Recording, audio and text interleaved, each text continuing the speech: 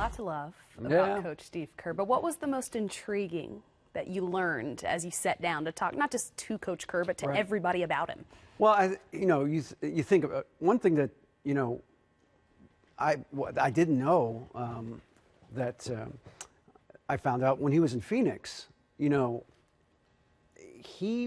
said he did a terrible job as a GM in Phoenix. He said he was awful at it. It's so fun. I mean, it was an odd thing to say, but I mean, he said that was part of why he maybe got some perspective on the job, and you can't let the job consume you and make you feel, that all of your results are determined by what happens on the floor, and so he's changed a lot in that way. Maybe not quite as he's competitive as hell. Then make no mistake about that. But I think there's some humanity, some more humanity there. And he said also being around San Antonio and Popovich and R.C. Buford and those guys helped an awful lot over the years. But yeah, I mean, he copped to it that that was not a good time for him.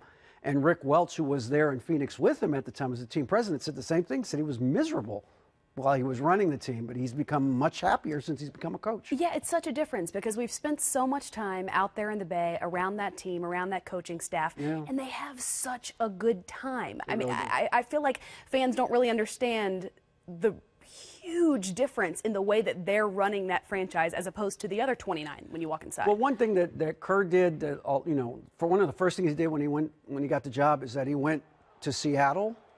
He went to a Seahawks practice. And he talked with the Seahawks about what they were doing, and they were playing loud music all the time.